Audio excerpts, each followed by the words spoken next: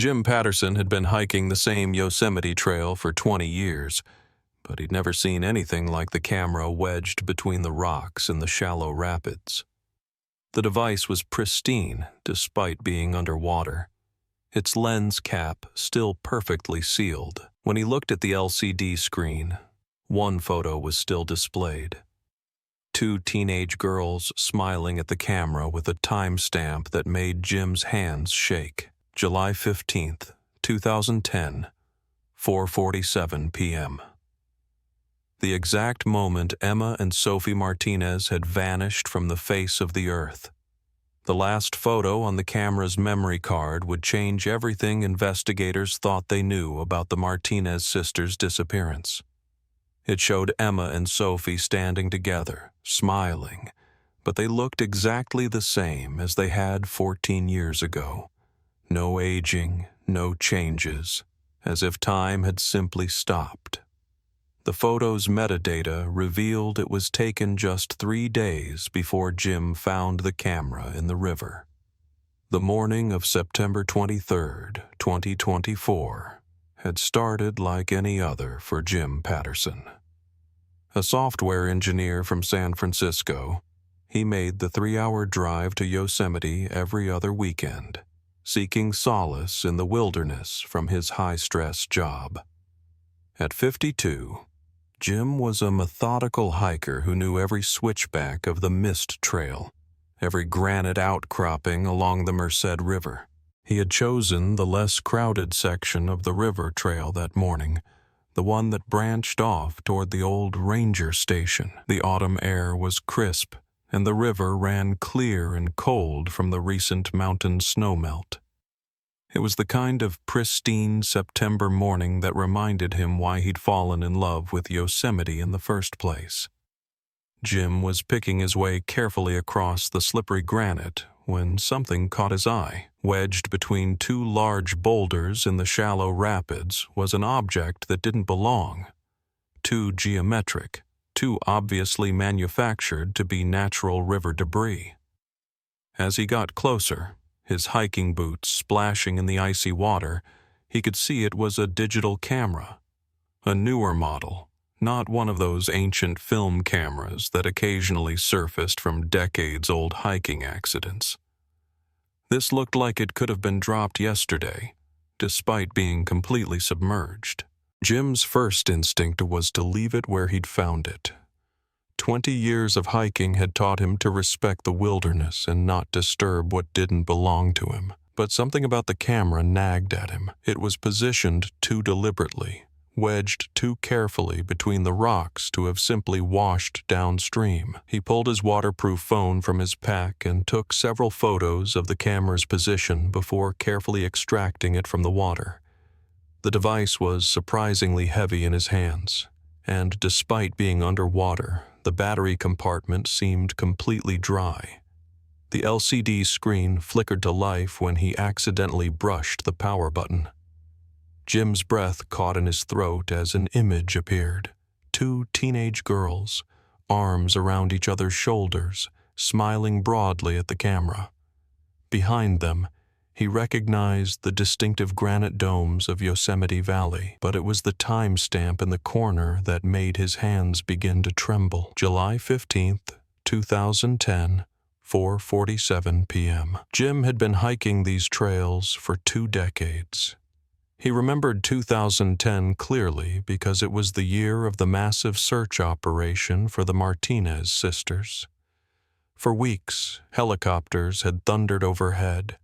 Search dogs had combed every trail, and hundreds of volunteers had spread across the park looking for any trace of 16-year-old Emma and 14-year-old Sophie Martinez. The Martinez sisters had been experienced hikers despite their young age. Their father, Miguel, was a park ranger at Sequoia National Park, and their mother, Sarah, was a search and rescue coordinator. The girls had grown up in the wilderness, knew how to read terrain, and understood the dangers of the backcountry better than most adults. On July 15th, 2010, Emma and Sophie had set out for what should have been a routine day hike to Vernal Fall. They had permits, proper gear, and a detailed itinerary that they'd left with their parents. The plan was simple. Take the mist trail to the top of Vernal Fall, have lunch, take some photos, and be back at the trailhead by 5 p.m. When they failed to return by 6 p.m., their parents knew something was wrong. Miguel and Sarah weren't the type to panic over a slightly delayed hiking schedule, but Emma and Sophie were punctual kids who understood the importance of sticking to their plans in the wilderness. The initial search began that evening with park rangers and a few volunteers. By the second day, it had expanded to include search and rescue teams from multiple counties. By the end of the week, it was one of the largest search operations in Yosemite's history. The search for Emma and Sophie Martinez lasted 17 days. Helicopters equipped with thermal imaging cameras scoured every canyon and valley. Search dogs followed scent trails that seemed to vanish inexplicably at the edge of granite cliffs. Expert climbers rappelled into areas that seemed impossible for the girls to have reached. The searchers found tantalizing clues that led nowhere. A granola bar wrapper that might have been theirs, a boot print in a patch of soft soil that matched Sophie's hiking boots, a broken tree branch at head height that suggested someone had passed through a particularly dense section of forest, but they never found the sisters themselves. No clothing, no backpacks, no camping gear. Most mysteriously, they never found the digital camera that Emma had been carrying. The camera she'd been documenting their hike with, taking photos of wildflowers and scenic overlooks throughout the morning. The official search was called off on August 1st, 2010, though Miguel and Sarah continued their own private search for months afterward.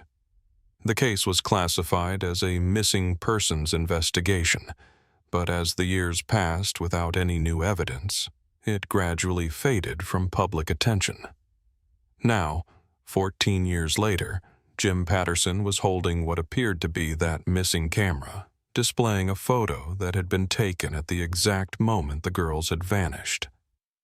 Jim examined the camera more carefully, his software engineer's mind automatically cataloging details. It was a Canon EOS digital SLR, a model that had been popular in the early 2010s.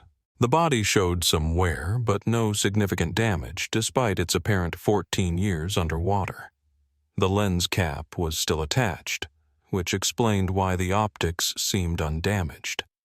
But what didn't make sense was the battery indicator showing 78% charge. Even the most advanced waterproof cameras wouldn't maintain battery power after being submerged for over a decade. Jim scrolled through a few more photos on the small LCD screen. All showed Emma and Sophie in various locations around Yosemite, all time-stamped July 15, 2010. In every image, the girls looked happy, confident, completely unaware that they were documenting their final hours. The last photo was the one that would haunt Jim for weeks to come. Emma and Sophie standing at the edge of what looked like Vernal Fall, their backs to the camera, looking out over the valley. The timestamp read 4:47 p.m., 17 minutes before they were supposed to return to the trailhead. Jim knew he had to contact the authorities immediately. This camera represented the first tangible evidence in the Martinez case in 14 years. But as he prepared to hike back to his car and drive to the ranger station, he noticed something that made him question everything he thought he understood about what he'd just found. The photo counter in the corner of the LCD screen didn't show dozens or even hundreds of images, as he'd expected from a day-long hike. It showed 47,832 photos. 47,000 photos taken on a camera that had supposedly been lost with its owners 14 years ago. Jim Patterson's hands were still shaking when he walked into the Yosemite Valley Visitor Center 45 minutes later. The ranger at the front desk, a young woman with kind eyes and a patient demeanor, listened to his story with the practiced attention of someone who'd heard countless tales from excited hikers claiming to have found everything from Bigfoot tracks to UFO landing sites. But when Jim showed her the camera and the photo of Emma and Sophie Martinez, her expression changed instantly. "Sir, I need you to stay right here," she said, reaching for her radio. "Ranger Martinez, please report to the visitor center immediately. Code 3. Miguel Martinez arrived within 10 minutes, and Jim watched the color drain from the ranger's face as he recognized his daughters on the camera's LCD screen. 14 years of professional composure crumbled in an instant as Miguel stared at the image of Emma and Sophie, frozen forever at 16 and 14 years old. "Where did you find this?" Miguel's voice was barely a whisper. Jim explained exactly where and how he'd discovered the camera, showing Miguel the GPS coordinates he'd marked on his phone. Miguel studied the location data with the intensity of a man who had spent years memorizing every inch of the search area. "That section of the river," Miguel said slowly. "We searched it dozens of times. Divers, metal detectors, cadaver dogs. We found nothing. Within 2 hours, the camera was in the hands of FBI digital forensics specialists at their Sacramento field office. Special Agent Rebecca Chen, who ironically shared a surname with the missing girls, though no relation, had been called in specifically because of her expertise in recovering data from water-damaged devices. What she found defied every principle of digital forensics she'd learned in 15 years of investigating cybercrime. "The camera should be completely destroyed," Agent Chen explained to Miguel and Sarah Martinez during a video conference call that evening. 14 years of submersion should have corroded every circuit, corrupted every byte of data. But this device is functioning as if it was dropped in the water yesterday.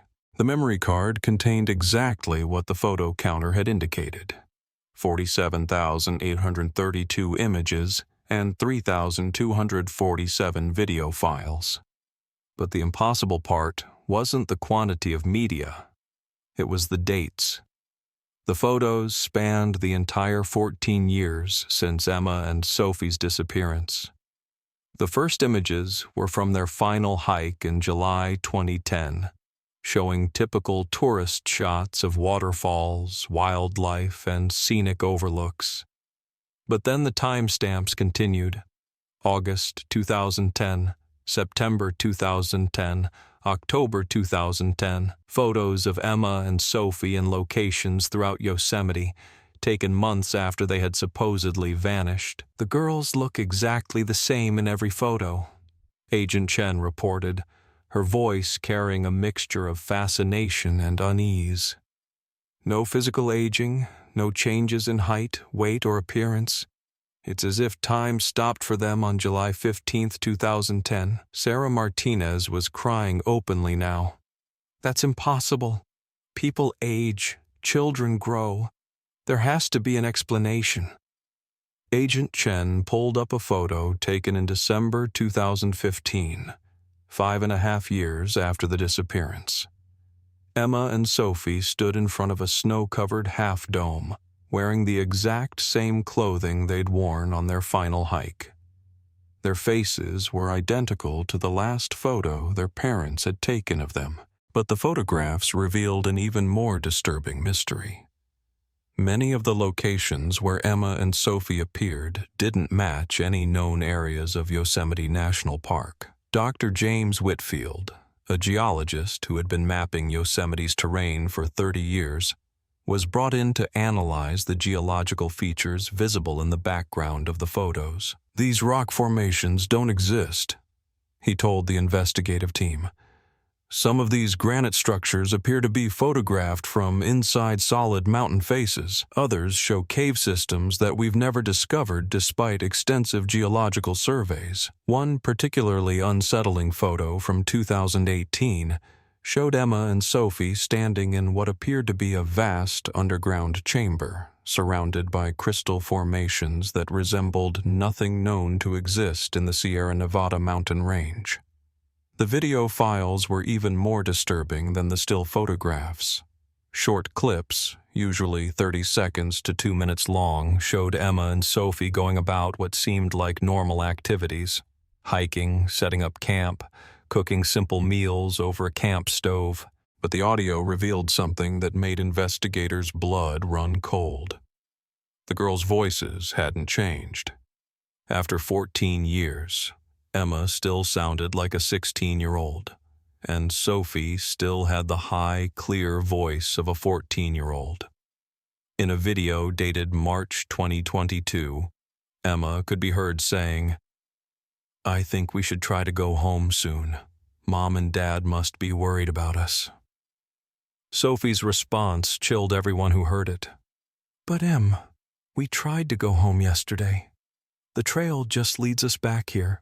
It always leads us back here." Sarah Martinez hadn't slept in 3 days since the camera was discovered. She sat in the FBI conference room, studying every frame of every video, looking for clues that might explain how her daughters had been living for 14 years without aging, without growing, without finding their way home. "They're alive," she whispered, more to herself than to the investigators. "They're still alive somewhere." Miguel was less optimistic. His years of search and rescue experience had taught him to analyze evidence objectively, and nothing about this evidence made sense within the laws of physics and biology he understood. "Sarah, look at the backgrounds," he said gently. "These aren't real places. These landscapes don't exist in our world." Agent Chen had been thinking the same thing. The more she studied the digital evidence, the more convinced she became that they were dealing with something unprecedented, something that challenged not just their understanding of the Martinez case, but their understanding of reality itself. Despite the impossible nature of the evidence, Agent Chen was preparing to launch a new search operation. The camera had been found in a specific location, and the recent timestamps suggested that Emma and Sophie might still be in the area. "We're going to search every inch of that river system," she announced. "If these girls are alive, if they're somehow still in Yosemite, we're going to find them." Miguel volunteered to lead the search, but Agent Chen gently refused. "With respect, Ranger Martinez, you're too emotionally invested. We need searchers who can remain objective, even when faced with evidence that doesn't make sense." The new search would begin at dawn, focusing on the area where Jim Patterson had found the camera. But this time, they would be equipped with technology that hadn't existed during the original 2010 search: ground-penetrating radar, thermal imaging drones, and underwater cameras capable of exploring every crevice of the Merced River system. As the investigation team prepared for the new search, Dr. Elena Rodriguez, a quantum physicist from UC Berkeley, was brought in to consult on the temporal anomalies presented by the camera evidence. "What you're describing violates several fundamental laws of physics," Dr. Rodriguez explained. "Time dilation can occur under extreme gravitational conditions, but nothing in Yosemite's environment could create such effects." She paused, studying the camera's metadata more carefully. "However, there is one theoretical possibility. If Emma and Sophie somehow became displaced from our normal time stream on July 15, 2010, they could theoretically be experiencing time at a different rate than the rest of us." Agent Chen leaned forward. "Meaning what, exactly?" "Meaning they might be living the same day over and over again, unaware that 14 years have passed in our reality. Or they might be existing in a parallel time stream where the normal rules of aging and physics don't apply." The room fell silent as the implications sank in. If Dr. Rodriguez was right, Finding Emma and Sophie wouldn't just be a rescue mission, it would be a journey into uncharted scientific territory. But first, they had to determine if the girls were still alive, still somewhere in Yosemite, still taking photos that defied every law of nature they thought they understood. At 5:30 a.m. on September 26, 2024, the largest search operation in Yosemite's history since 2010 began at the exact coordinates where Jim Patterson had discovered the camera. FBI agent Rebecca Chen stood at the command post, watching as teams of specialists prepared equipment that would have seemed like science fiction during the original search for Emma and Sophie Martinez. The search area had been divided into a precise grid system, with each square kilometer assigned to specialized teams. Underwater recovery experts prepared to dive sections of the Merced River that had been searched dozens of times before. Ground-penetrating radar operators calibrated their equipment to detect anomalies as small as a buried coin, but it was the quantum detection equipment that drew the most attention. Dr. Elena Rodriguez had convinced the FBI to allow her to test experimental sensors designed to detect temporal anomalies, distortions in the fabric of space-time that might explain how Emma and Sophie had been taking photographs for 14 years without aging. If the girls are somehow existing in a different time stream, Dr. Rodriguez explained to the search teams, these sensors should be able to detect the quantum signature of that displacement. By noon, the underwater teams had made their first significant discovery. 30 feet downstream from where the camera had been found, divers located a waterproof backpack wedged under a fallen log. The pack was in pristine condition despite its apparent 14 years underwater. Inside, they found items that belonged to Emma Martinez, her park permit, still legible, a trail map with their planned route marked in red ink, and a journal with entries dating from July 15, 2010. But the final entry in the journal made the search team question everything they thought they understood about the timeline of the girls' disappearance. July 15, 2010, day 1247, the entry read. Sophie thinks we've been here for over 3 years, but I'm pretty sure it's only been a few days. Time feels different here. The sun never seems to set completely, and we keep finding our campsite in places we've never been before. Agent Chen studied the entry with growing unease. Day 1247 would be over 3 years, but this is supposed to be from the day they disappeared. Emma's journal contained dozens of entries, all supposedly written on July 15, 2010, but describing experiences that spanned months or years. The handwriting remained consistently that of a 16-year-old, showing no maturation or change over time. July 15th, day 892. Found a cave today that leads to a place with no sky. Sophie says she remembers being here before, but I know we've never seen this place. The rocks glow at night. July 15th, day 1156. Tried to hike back to the trailhead again. Followed the river downstream for what felt like hours, but we ended up at our starting point. Sophie is scared. I'm trying to stay strong for her. July 15th, day 4203. Saw other hikers today. We called to them, but they couldn't hear us. It's like we're invisible. Sophie thinks we might be ghosts. Dr. Martinez, the quantum physicist, studied the journal entries with intense fascination. This supports my theory about temporal displacement. They're experiencing the same day repeatedly, but their memories are accumulating across multiple iterations of that day.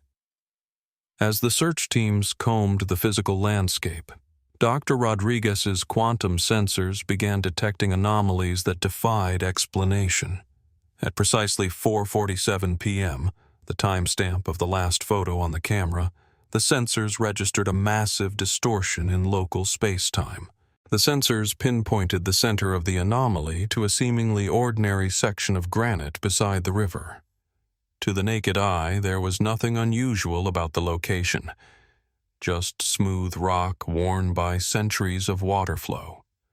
But according to the quantum readings, this spot was the epicenter of a phenomenon that had been recurring every day for 14 years. While the official search teams focused on the technical investigation, Sarah Martinez had been conducting her own quiet exploration of the area. As a search and rescue coordinator, she understood terrain and tracking in ways that complemented the high-tech approach of the FBI team. She was examining the shoreline 50 yards upstream from the quantum anomaly when she found something that stopped her cold. Pressed into a patch of soft mud were two sets of footprints, one matching Emma's hiking boots, the other matching Sophie's. The prints were fresh, recent enough that they hadn't been washed away by the river's current. Agent Chen arrived within minutes of Sarah's radio call. The footprints were photographed, measured, and cast in plaster before anyone dared to voice what they were all thinking. These prints were made within the last 24 hours, the FBI's tracking specialist confirmed. But according to our investigation, Emma and Sophie Martinez have been missing for 14 years. As teams prepared to expand the search based on the fresh footprints, Dr. Rodriguez made a discovery that would change the entire direction of the investigation. Her quantum sensors had detected another temporal anomaly, this one occurring every evening at sunset. "It's like a window," she explained to Agent Chen, "a brief moment when the barrier between their time stream and ours becomes permeable." She had positioned cameras at the quantum epicenter, hoping to capture visual evidence of the temporal distortion. At 6:23 p.m., as the sun dipped behind the granite peaks, the cameras recorded something extraordinary. For exactly 97 seconds, the granite beside the river became translucent. Through the stone, they could see movement. Two figures that looked exactly like Emma and Sophie Martinez, setting up a campsite in what appeared to be the same location, but somehow existing in a different layer of reality. The girls looked exactly as they had 14 years ago. They moved with the easy confidence of experienced hikers, completely unaware that they were being observed by search teams in a different time stream. Sophie looked directly at the camera at one point, seeming to stare straight at Agent Chen through 14 years of displaced time. She smiled and waved as if greeting a familiar friend. The video evidence convinced Agent Chen that Emma and Sophie were not only alive but somehow accessible. If Dr. Rodriguez was correct about the temporal windows, it might be possible to communicate with the girls during the brief moments when the barriers between time streams became permeable. "We need to be here tomorrow at exactly 6:23 p.m., Agent Chen told Miguel and Sarah Martinez. "If the temporal window opens again, we might be able to make contact." Sarah was already packing supplies. "What do we need to bring? How do we talk to them? How do we bring them home?" Dr. Rodriguez looked uncertain. "I honestly don't know. We're dealing with physics that haven't been theorized yet, let alone tested. But the quantum signature suggests that strong emotional connections might be able to bridge the temporal gap." Miguel took his wife's hand. "We'll figure it out. After 14 years, we're finally going to see our daughters again." But none of them were prepared for what would happen when the temporal window opened the following evening, or for the choice that Emma and Sophie would present to their parents.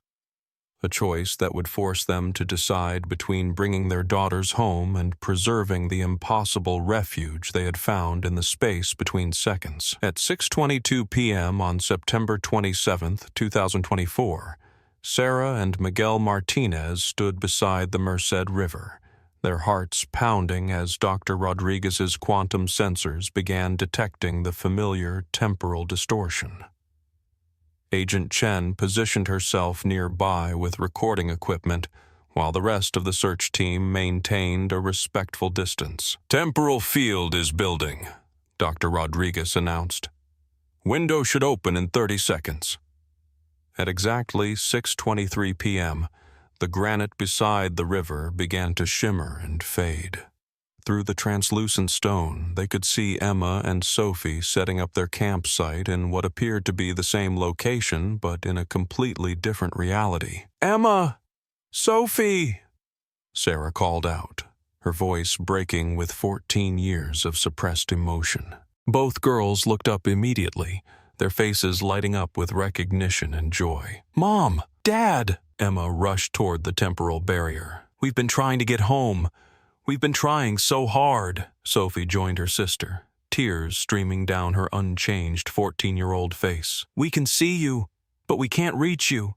Every time we try to leave, we end up back here." Miguel stepped forward, his ranger's training helping him stay focused despite the emotional chaos. "Girls, how long have you been here? What do you remember?" "It's been years, Dad," Emma replied, "but also just a few days. Time doesn't work right here. We keep living the same day, but we remember everything that happens." Sophie nodded eagerly. "We found this place by accident when we were hiking back to the car. There was this bright light, and then suddenly we were somewhere else. Somewhere that looks like Yosemite but isn't. The people here told us we're safe," Emma continued. "They said the outside world is dangerous, that we're protected in this place between time." Agent Chen leaned forward. "What people? Who's been taking care of you?" Emma and Sophie exchanged a look that seemed far older than their apparent ages. "They call themselves the Guardians," Sophie explained. "They look like park rangers, but they're different. They can move between times, between places. They said they've been protecting children in Yosemite for over a century. They showed us other kids," Emma added. "Hikers who disappeared in the 1920s, the 1950s, the 1980s, all still the same age they were when they arrived. All safe from growing up, from getting hurt, from dying." Dr. Rodriguez's sensors were going crazy, detecting multiple temporal signatures beyond just Emma and Sophie. "There are others," she whispered. "Multiple displaced individuals in that time stream." Miguel's law enforcement training kicked in. "Girls, do you want to come home? Can you leave if you choose to?" The question seemed to cause distress for both sisters. Emma's face clouded with uncertainty. "The Guardians say if we leave, we'll age all at once," Emma said quietly. 14 years in a few minutes. They say it might kill us." Sophie stepped closer to the temporal barrier. "But they also said if Mom and Dad wanted to join us, they could. The whole family could be together here, safe forever." Sarah's breath caught. "Join you? You mean?" "They mean step through the temporal window," Dr. Rodriguez said grimly. "Become displaced from our time stream permanently." Agent Chen realized they were facing an impossible choice. The girls could potentially be brought home, but at the cost of rapid aging that might be fatal. Alternatively, their parents could join them in the temporal displacement, but that would mean abandoning their lives in the present. As if summoned by the conversation, 3 figures in park ranger uniforms materialized beside Emma and Sophie. They looked human, but moved with an otherworldly grace that suggested they weren't bound by normal physical laws. "Mr. and Mrs. Martinez." The lead guardian spoke with a voice that seemed to echo from multiple time periods simultaneously. "Your daughters have been under our protection. They've been happy here." Miguel stepped forward aggressively. "Who are you? Why have you kept our children from us?" "We are protectors of the innocent," the guardian replied calmly. "Yosemite sits on a convergence of temporal energy. Children who become lost here during moments of high emotional distress can slip between time streams. We guide them to safety." "Safety from what?" Sarah demanded. "From the pain of growing up. From loss, heartbreak, mortality. In our realm, they remain forever young, forever protected." Agent Chen had been recording everything, and her FBI training made her skeptical of anyone who claimed to be protecting children by keeping them from their families. "How many children have you protected over the years?" she asked. The Guardian's expression remained serene. 47 children across 93 years, all happy, all safe, all preserved in their moment of perfect innocence. Dr. Rodriguez's quantum sensors detected something that made her blood run cold. "Agent Chen, the temporal signatures, they're not just displaced, they're trapped.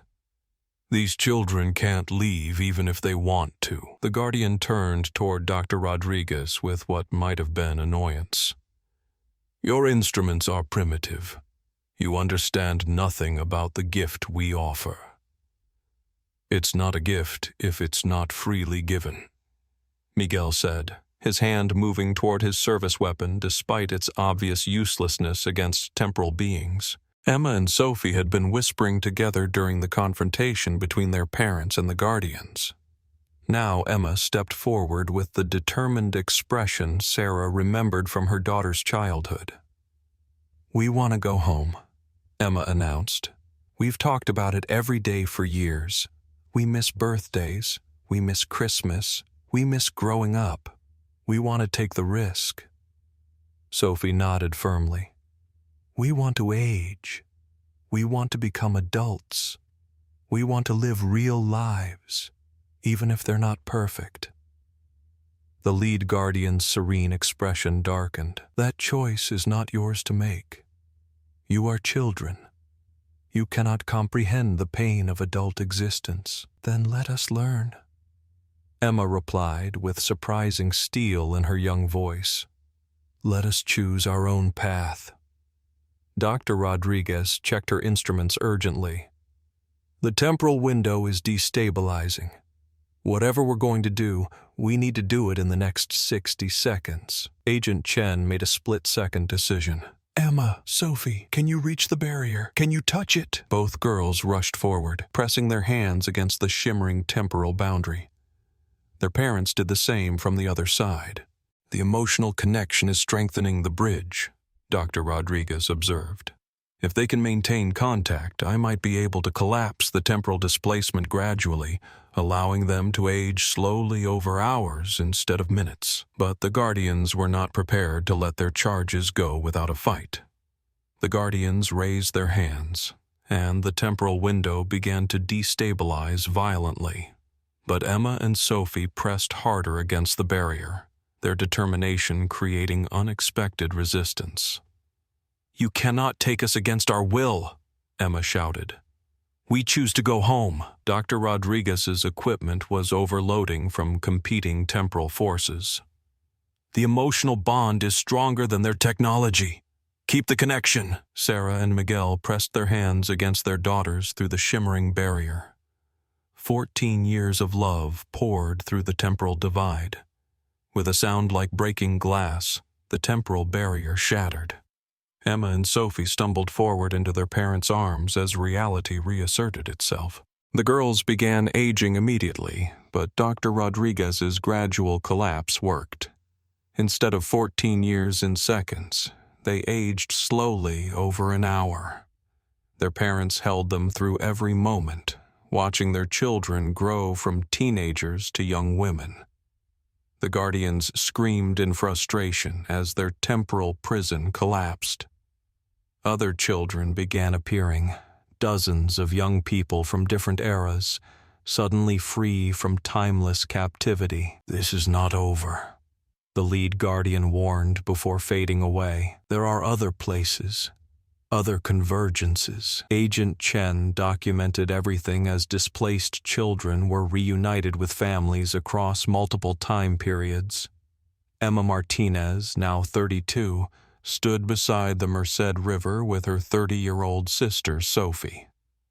They had adapted remarkably well to adult life, carrying the unique perspective of people who had lived the same day for 14 years. Emma worked as a temporal research consultant, helping prevent other displacement incidents. Sophie became a wilderness guide, helping families navigate Yosemite's terrain. The camera Jim Patterson found was displayed in the Yosemite Museum with a plaque, in memory of all children lost to time and in celebration of those who found their way home. Sometimes, when light hits granite just right, park rangers report seeing flickers of displaced time. But now they know love can bridge any gap, even the space between seconds. The Martinez sisters proved that the most powerful force in any universe is the unbreakable bond between family members who refuse to give up on each other.